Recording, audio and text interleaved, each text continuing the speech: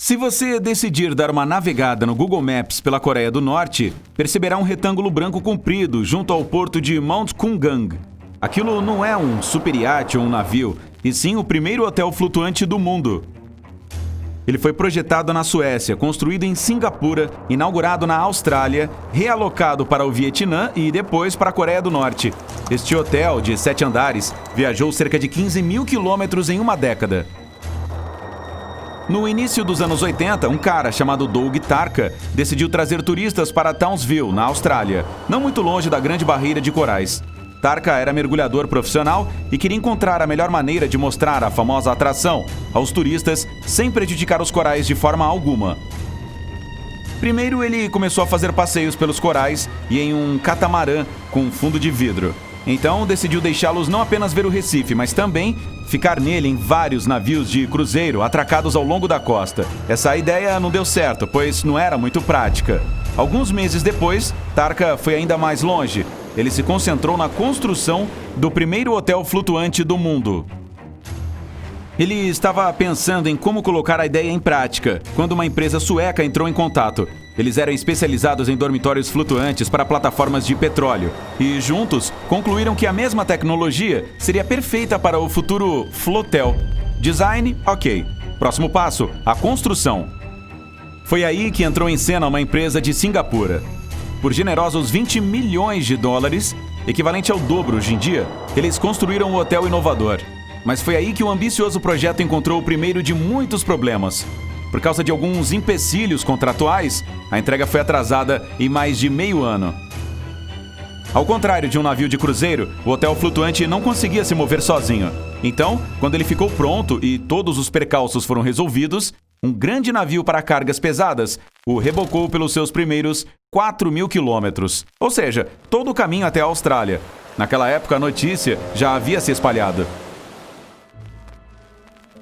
Hoje em dia, existem todos os tipos de hotéis flutuantes ao redor do mundo. Mas lembre-se de que estamos falando dos anos 80. Ele foi o primeiro deste tipo, além de ser uma ideia revolucionária. Assim, as pessoas imediatamente enlouqueceram, reservando quartos com meses de antecedência, e as redes hoteleiras estavam ansiosas para administrar o negócio.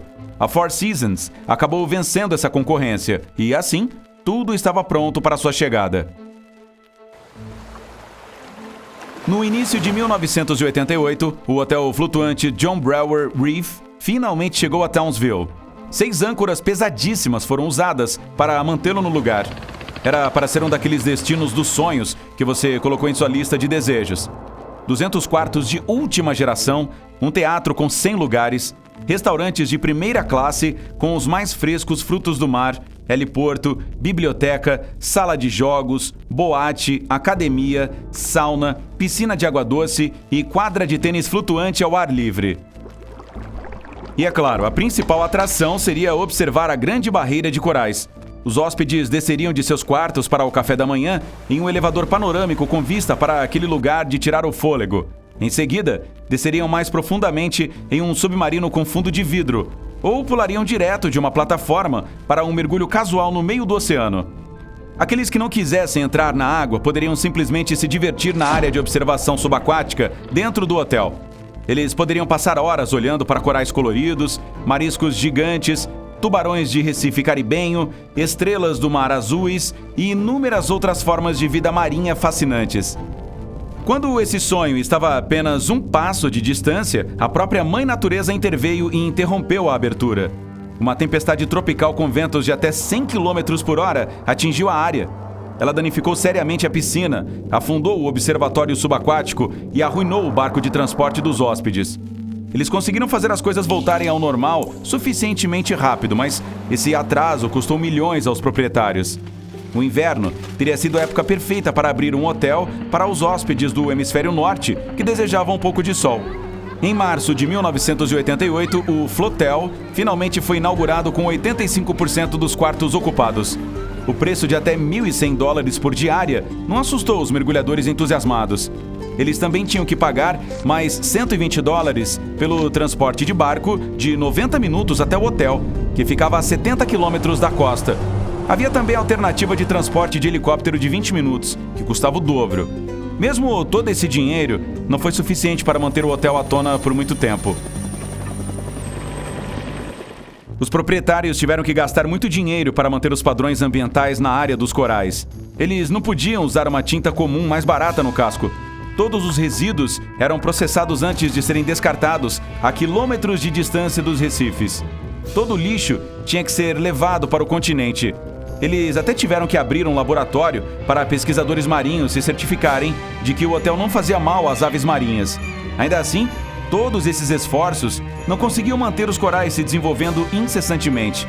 Uma grande parte dele havia sido devorada por estrelas do mar. De vez em quando, as reservas tinham que ser canceladas devido ao mau tempo. Os barcos de transporte e helicópteros não podiam levar os hóspedes durante as tempestades.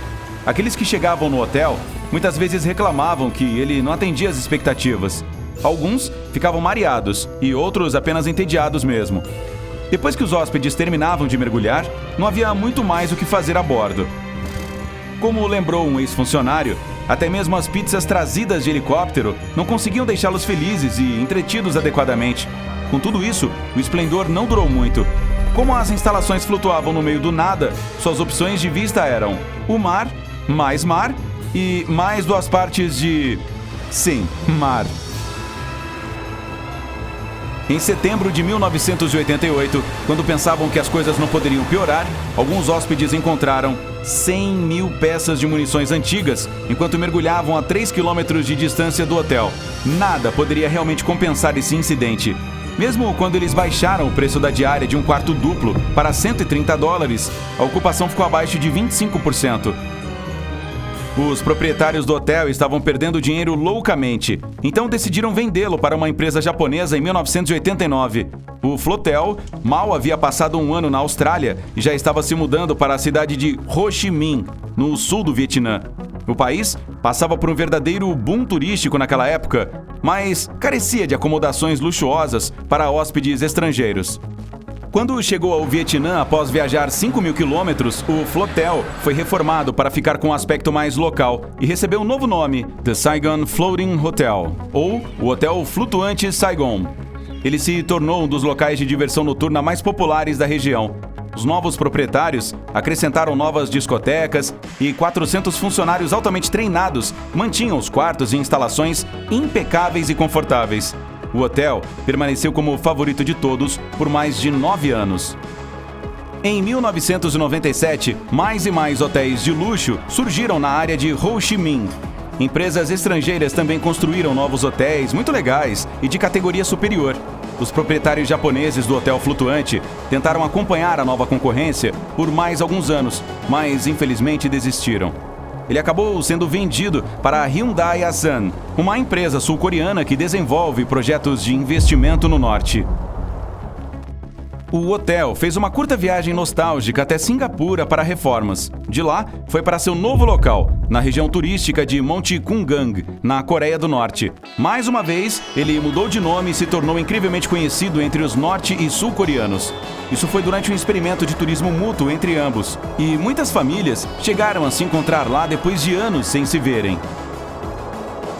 Por 8 anos, o hotel prosperou e se tornou mais conhecido do que os da capital. Afinal, era mais moderno e confortável. Claro, ele perdeu sua piscina e quadra de tênis, mas uma nova sala de jogos compensou tudo isso. As coisas finalmente pareciam estar indo bem para o histórico hotel flutuante. Até 2008. Foi quando a infelicidade de um incidente arruinou tudo. Todos os passeios foram interrompidos imediatamente. Ele está lá, parado, sem uso e enferrujado desde então. O país agora tem planos de levar turistas de volta ao resort. Infelizmente, é quase improvável que este hotel, mais sem sorte do mundo, sobreviva após essa reforma. Ele foi apelidado de mal construído, desatualizado e sem identidade nacional. Com sua pintura gasta e quartos vazios e silenciosos, o hotel flutuante, que já foi uma ideia revolucionária com o mundo inteiro empolgado com ele, está agora vivendo seus últimos dias antes de ser demolido.